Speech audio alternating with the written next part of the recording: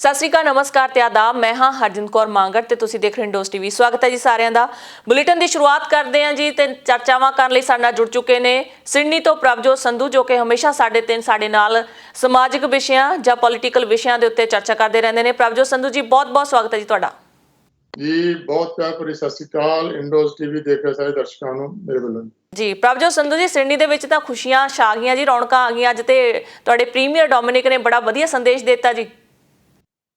ਜੀ ਇਹ ਜਿਹੜੀਆਂ ਪਿਛਲੇ ਹਫ਼ਤੇ ਤੋਂ ਖੁਸ਼ੀਆਂ ਆਉਣੀਆਂ ਸ਼ੁਰੂ ਹੋ ਗਈਆਂ ਸੀ, ਜਦੋਂ ਲਗਭਗ 106 ਦਿਨ ਚੱਲਿਆ ਹੋਇਆ ਲਾਕਡਾਊਨ ਸਿਡਨੀ ਦੇ ਵਿੱਚ ਨਿਊ ਸਾਊਥ ਵੇਲ ਦੇ ਨਵੇਂ ਪ੍ਰੀਮੀਅਰ ਨੇ ਆ ਕੇ ਖਤਮ ਕੀਤਾ ਆ। 11 ਤਰੀਕ ਤੋਂ ਬਾਅਦ ਜਿਹੜੀ ਆ ਜ਼ਿੰਦਗੀ ਉਹ ਨਾਰਮਲੀ ਆਮ ਤੌਰ ਦੇ ਉੱਤੇ ਜਿਵੇਂ ਕਹਿੰਦੇ ਚੱਲ ਰਹੀ ਸੀਗੀ, ਆਮ ਵਰਗੀ ਹੋ ਗਈ ਆ। ਸਰਪਟ ਜ਼ਿੰਦਗੀ ਦੌੜਨ ਲੱਗ ਪਈ ਆ। ਜਿਹੜੀਆਂ ਸ਼ਾਪਿੰਗ ਸੈਂਟਰਸ ਆ ਉਹਨਾਂ ਦੇ ਵਿੱਚ ਰੌਣਕਾਂ ਮੁੜ ਪਰਤ ਆਈਆਂ ਨੇ। ਸੜਕਾਂ ਦੇ ਉੱਤੇ ਜਿਹੜੀਆਂ ਗੱਡੀਆਂ ਦੌੜ ਰਹੀਆਂ ਨੇ ਔਰ ਸਾਰੇ ਬੜੀ ਖੁਸ਼ੀ ਮਨਾ ਰਹੇ ਨੇ। ਪਰਿਵਾਰਾਂ ਦੇ ਵਿੱਚ ਇੱਕ ਦੂਸਰੇ ਨੂੰ ਮਿਲ ਕੇ ਬੜੀਆਂ ਖੁਸ਼ੀਆਂ ਜ਼ਾਹਰ ਕੀਤੀਆਂ ਜਾ ਰਹੀਆਂ ਨੇ। ਸੋ ਘਰਾਂ ਦੇ ਵਿੱਚ ਵੀ ਭੈਣ ਭਰਾ ਆਪੋ ਵਿੱਚ ਦੋਸਤ ਮਿੱਤਰ ਇਕੱਠੇ ਹੋ ਰਹੇ ਨੇ, ਪਾਰਕਾਂ ਦੇ ਵਿੱਚ ਵੀ ਇਕੱਠੇ ਹੋ ਰਹੇ ਨੇ ਔਰ ਇਸ ਜਿਹੜਾ ਆ ਮਾੜੇ ਦੌਰ ਦੇ ਲੰਘਣ ਤੋਂ ਬਾਅਦ ਸਾਰੇ ਜਾਣੇ ਪਰਮਾਤਮਾ ਦਾ ਸ਼ੁਕਰ ਅਦਾ ਕਰ ਰਹੇ ਨੇ ਕਿ ਇਹ ਮਾੜਾ ਦੌਰ ਗੁਜ਼ਰ ਗਿਆ ਆ ਤੇ ਉਮੀਦ ਕਰਦੇ ਹਾਂ ਕਿ ਅੱਗੇ ਇਸੇ ਤਰ੍ਹਾਂ ਹੀ ਜਿਹੜਾ ਆ ਸੁੱਖ ਸੁੱਖਾਂ ਨਾਲ ਜਿਹੜਾ ਸਮਾਂ ਬੀਤਦਾ ਜਾਏਗਾ। ਜੀ, ਤੁਸੀਂ ਵੀ ਘਰ ਤੋਂ ਬਾਹਰ ਨਿਕਲੇ ਲੱਗਦੇ ਆ ਜੀ। ਬੈਕਗ੍ਰਾਉਂਡ ਤੁਹਾਡੀ ਚੇਂਜ ਹੋਈ ਅੱਜ। ਹਾਂਜੀ, ਬੈਕਗ੍ਰਾਉਂਡ ਮੈਂ ਦਫ਼ਤਰ 'ਚ ਬੈਠਾ ਜੀ ਅੱਜ, ਤਾਂ ਕਰਕੇ ਨਾ ਇਹ ਮੇਰੀ ਬੈਕਗ੍ਰਾਉਂਡ ਵੀ ਦੱਸਦੀ ਆ ਕਿ ਸਾਨੂੰ ਆਜ਼ਾਦੀ ਮਿਲ ਗਈ ਆ। ਆਜ਼ਾਦੀ ਦਾ ਕਹਿੰਦੇ ਚਿੱਟਾ ਝੰਡਾ ਹੁੰਦਾ ਨਾ, ਜਿਹੜਾ ਬੈਕਗ੍ਰਾਉਂਡ ਚਿੱਟਾ ਝੰਡਾ ਆ ਗਿਆ ਮੇਰੇ। ਚਿੱਟਾ ਝੰਡਾ ਦੱਸਦਾ ਹੈ ਕਿ ਅਸੀਂ ਆਜ਼ਾਦ ਹੋ ਗਏ ਹਾਂ। ਹਾਂਜੀ। ਅੱਜ ਹੁਣੇ ਜਿਹੜੀ ਸਾਡੇ ਪ੍ਰੀਮੀਅਰ ਨੇ ਨਵੀਂ ਖੁਸ਼ਖਬਰੀ ਦਿੱਤੀ ਆ ਕਿ ਨਿਊ ਸਾਊਥ ਵੇਲ ਦੇ ਵਿੱਚ ਸਿਡਨੀ ਏਅਰਪੋਰਟ ਦੇ ਉੱਤੇ ਉਤਰਨ ਵਾਲੇ ਜਿਹੜੇ ਇੰਟਰਨੈਸ਼ਨਲ ਜਿਹੜੇ ਵੀ ਯਾਤਰੀ ਹੈਗੇ ਨੇ, ਜਿਹੜੇ ਸਿਟੀਜ਼ਨਸ ਜਾਂ ਪਰਮਾਨੈਂਟ ਰੈਜ਼ੀਡੈਂਟ ਹੈ ਜਾਂ ਜਿਹਨਾਂ ਨੂੰ ਸਰਕਾਰ ਅਲਾਓ ਕਰਦੀ ਆ, ਉਹਨਾਂ ਨੂੰ ਹੁਣ 14 ਦਿਨ ਦਾ ਜਿਹੜਾ ਲਾਜ਼ਮੀ ਕੁਆਰੰਟਾਈਨ ਆ ਉਹ ਨਹੀਂ ਕਰਨਾ ਪਊਗਾ, ਜਿਹੜੇ ਕਿ 1 ਨਵੰਬਰ ਤੋਂ ਬਾਅਦ ਨਿਊ ਸਾਊਥ ਵੇਲ ਦੀ ਧਰਤੀ ਦੇ ਉੱਤੇ ਉਤਰਨਗੇ। ਸੋ ਇਹ ਬੇਹੱਦ ਖੁਸ਼ੀ ਵਾਲੀ ਖਬਰ ਸਮਝੀ ਜਾਂਦੀ ਆ।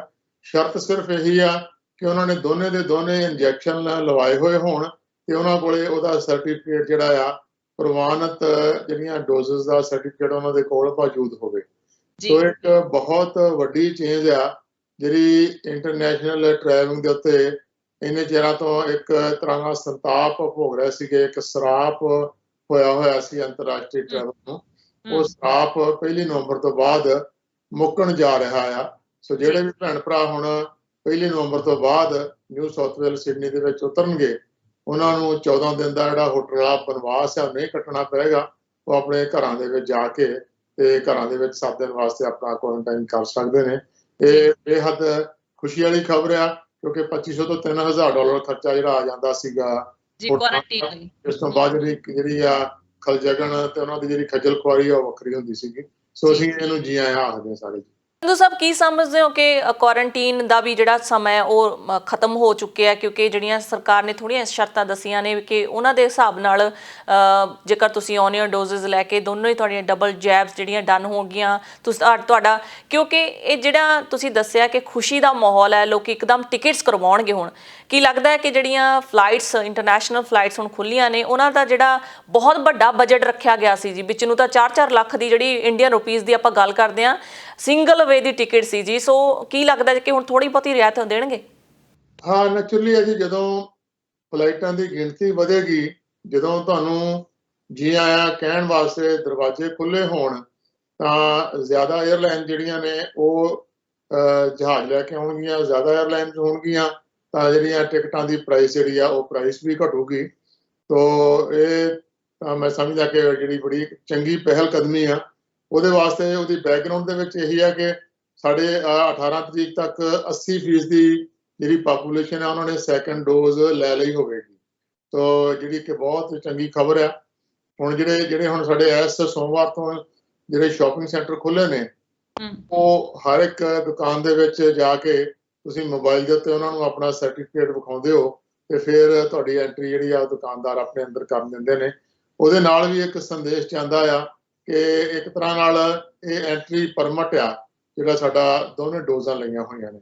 ਇਹਨਾਂ ਭੈਣ ਭਰਾਵਾਂ ਨੇ ਅਜੇ ਤੱਕ ਡੋਜ਼ ਨਹੀਂ ਲਈ ਹੋਈ, ਉਹਨਾਂ ਨੂੰ ਬੇਨਤੀ ਆ ਕਿ ਜਿੰਨੀ ਜਲਦੀ ਉਹ ਡੋਜ਼ ਲੈ ਲੈਣਗੇ ਉਨੀ ਜਲਦੀ ਜਿਹੜੀ ਪਾਬੰਦੀਆਂ ਜਿਹੜੀਆਂ ਮਾੜੀਆਂ ਮੋਟੀਆਂ ਰਹਿ ਗਈਆਂ ਨੇ ਉਹ ਵੀ ਖਤਮ ਹੋਣਗੀਆਂ ਤੇ ਅਸੀਂ ਮੁੜ ਤੋਂ ਦੁਬਾਰਾ ਨੋਰਮਲ ਜ਼ਿੰਦਗੀ ਵੱਲ ਵਧ ਰਹੇ ਹਾਂ, ਜਿਹੜੀ ਕਿ ਇੱਕ ਬਹੁਤ ਅੱਛੀ ਖੁਸ਼ਖਬਰੀ ਸਾਡੇ ਵਾਸਤੇ।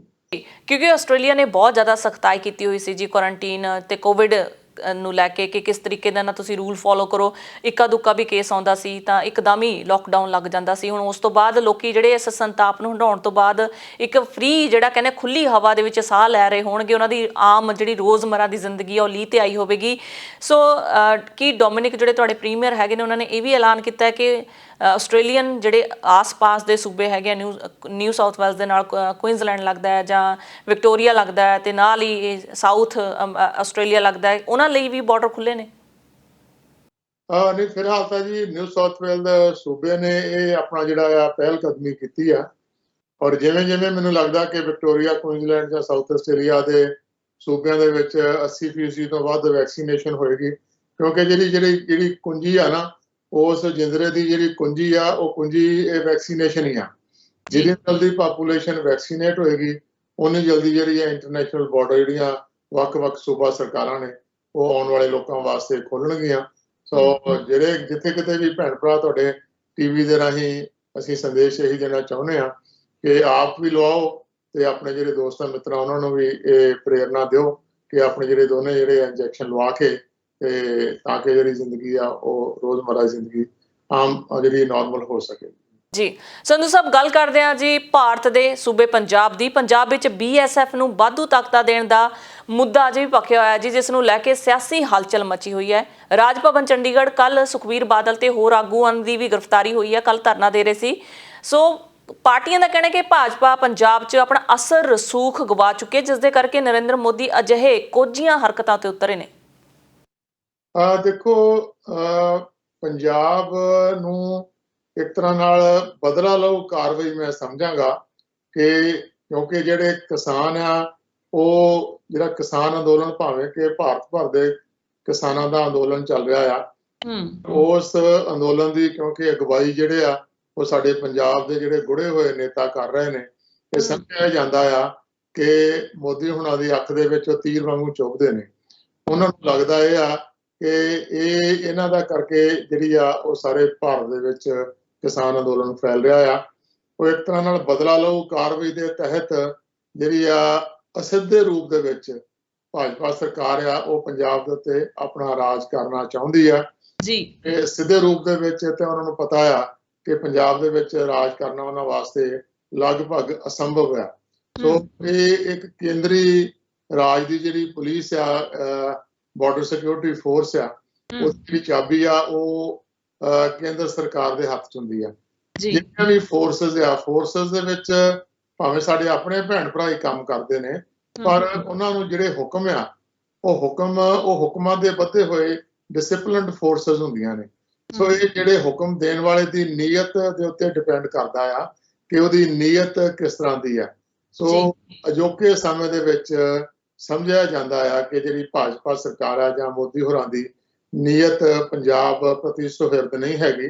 ਤਾਂ ਕਰਕੇ ਜਦੋਂ ਤੋਂ ਵੀ BSF ਦਾ ਜਿਹੜਾ ਘੇਰਾ ਆ 15 ਕਿਲੋਮੀਟਰ ਤੋਂ 50 ਕਿਲੋਮੀਟਰ ਤੱਕ ਦਾ ਕੀਤਾ ਗਿਆ ਆ, ਉਦੋਂ ਤੋਂ ਇਹ ਖਦਸ਼ੇ ਜ਼ਾਹਰ ਕੀਤੇ ਜਾ ਰਹੇ ਨੇ ਕਿ ਅਸਿੱਧੇ ਰੂਪ ਦੇ ਵਿੱਚ ਮੋਦੀ ਸਰਕਾਰ ਜਿਹੜੀ ਆ ਉਹ ਪੰਜਾਬ ਦੇ ਵਿੱਚ ਆਪਣਾ ਰਾਜ ਭਾਗ ਚਲਾਉਣ ਦੀ ਕੋਸ਼ਿਸ਼ ਕਰ ਰਹੀ ਆ, ਜਿਹੜੀ ਇੱਕ ਤਰ੍ਹਾਂ ਨਾਲ ਅਸਿੱਧੇ ਰੂਪ 'ਚ ਵੇਖਿਆ ਜਾਵੇ ਤਾਂ ਇਹ ਰਾਸ਼ਟਰਪਤੀ ਰਾਜ ਵਰਗੀ ਗੱਲ ਹੀ ਆ। ਸੋ ਜਿਹੜੀ ਪੰਜਾਬ ਦੀ ਹੱਦ ਆ ਉਹ ਤਕਰੀਬਨ 200 ਤੋਂ 250 ਕਿਲੋਮੀਟਰ ਦੀ ਹੱਦ ਆ ਜੇ ਪੰਜਾਬ ਦੇ ਕੋਨੇ ਤੋਂ ਦੂਜੇ ਕੋਨੇ ਜਾਣਾ ਹੋਵੇ।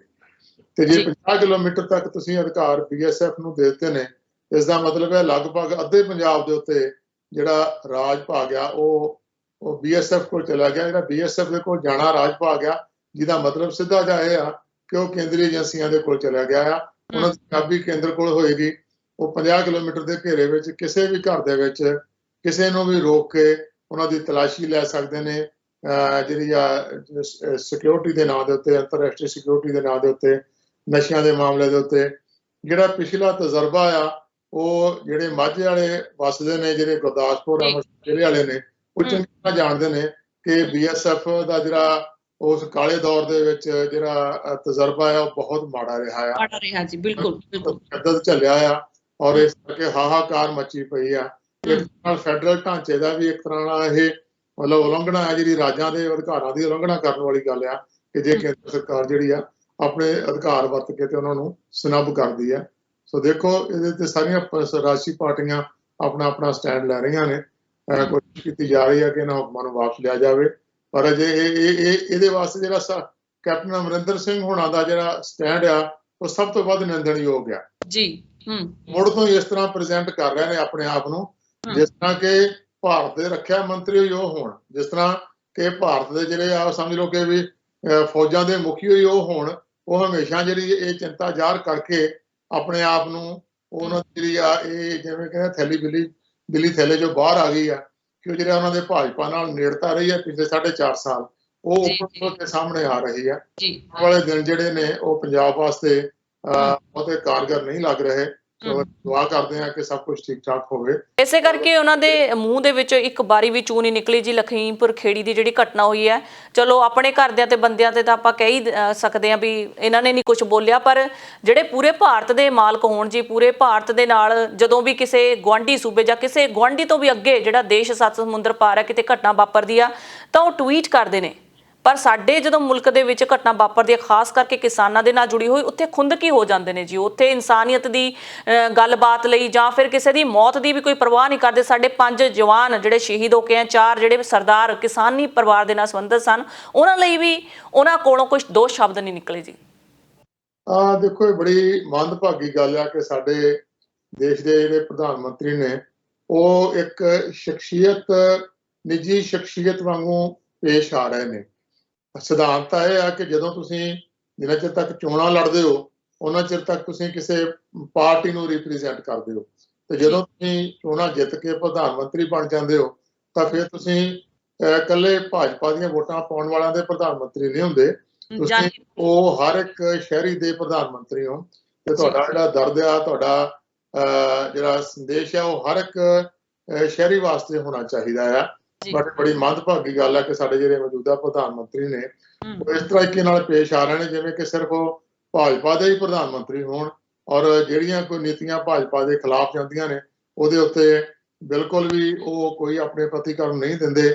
ਕਿਤੇ ਕੋਈ ਮਰ ਜਾਵੇ, ਕਿਤੇ ਕੁਝ। ਹੁਣ ਤਕਰੀਬਨ 700 ਤੋਂ ਵੱਧ ਜਿਹੜੇ ਨੇ ਉਹ ਕਿਸਾਨ ਜਿਹੜੇ ਆ ਮਾਰੇ ਜਾ ਚੁੱਕੇ ਨੇ। ਕਿੰਨਾ ਦੁਖਾਂਤ ਵਾਪਰਿਆ ਜਿਹੜਾ ਲਖੀਮਪੁਰ ਦੇ ਵਿੱਚ ਆ, ਉਹਦੇ ਉੱਤੇ ਕੋਈ ਇੱਕ ਸ਼ਬਦ ਨਹੀਂ ਆਇਆ। ਇਹਦੇ ਨਾਲ ਉਹਨਾਂ ਦੀ ਜਿਹੜੀ ਸ਼ਖਸੀਅਤ ਆ ਉਹ ਸ਼ਖਸੀਅਤ ਦੇ ਉੱਤੇ ਉਂਗਲ ਉੱਠਦੀ ਆ। ਇਹ ਅਹੁਦੇ ਦੀ ਵੀ ਇੱਕ ਤਰ੍ਹਾਂ ਨਾਲ ਨਿਰਾਦਰ ਕਰਨ ਵਾਲੀ ਗੱਲ ਆ ਕਿ ਉਹ ਅਹੁਦੇ ਦੀ ਜਿਹੜੀ ਇੱਕ ਪ੍ਰਤਿਸ਼ਠਾ ਹੁੰਦੀ ਆ ਉਸ ਪ੍ਰਤਿਸ਼ਠਾ ਨੂੰ ਬੜਾ ਉਹਨਾਂ ਨੇ ਨੀਵਾਂ ਕਰ ਦਿੱਤਾ ਆ ਇਸ ਤਰ੍ਹਾਂ ਦੀ ਜਿਹੜੀ ਨਿੱਜੀ ਕਿਹੜਾਂ ਵਾਲੀ ਜਿਹੜੀ ਰਾਜਨੀਤੀ ਕਰਕੇ। ਸੋ ਇਹ ਮੰਦਭਾਗੀ ਗੱਲ ਆ। ਬਟ ਹੁਣ ਜਿਹਨੂੰ ਕਹਿੰਦੇ ਕਿ ਭੋਗਣਾ ਪੈ ਰਿਹਾ ਆ ਜਿਹਦੇ ਚ ਸਾਡੇ ਕੋਲ ਕੋਈ ਇਲਾਜ ਨਹੀਂ ਹੈਗਾ, ਕੋਈ ਸਾਡੇ ਕੋਲ ਰਾਹ ਨਹੀਂਗਾ। ਅੰਦੋਲਨ ਦਾ ਰਾਹ ਆ, ਅੰਦੋਲਨ ਕਰ ਰਹੇ ਆ, ਦੇਖੋ ਕਿੰਨੇ ਚਿਰ ਤੱਕ ਅੰਦੋਲਨ ਚੱਲਦਾ ਜੀ। ਬਹੁਤ ਬਹੁਤ ਸ਼ੁਕਰੀਆ ਪ੍ਰਭਜੋਤ ਸੰਧੂ ਜੀ ਸਾਰੀ ਜਾਣਕਾਰੀ ਦੇ ਲਈ ਜੀ। ਮੇਰੇ ਵੱਲੋਂ ਬਹੁਤ ਬਹੁਤ ਧੰਨਵਾਦ ਜੀ। ਥੈਂਕ ਯੂ ਜੀ। ਦਰਸ਼ਕੋ ਸਮਾਂ ਹੋ ਚੱਲਿਆ ਤੁਹਾਡੇ ਤੋਂ ਵੀ ਇਜਾਜ਼ਤ ਲੈਣ ਦਾ। ਨਵੀਆਂ ਤੇ ਤਾਜ਼ਾ ਖਬਰਾਂ ਲਈ ਦੇਖਦੇ ਰਹੋ ਇੰਡਸਟਰੀ ਆਸਟ੍ਰੇਲੀਆ। ਧੰਨਵਾਦ।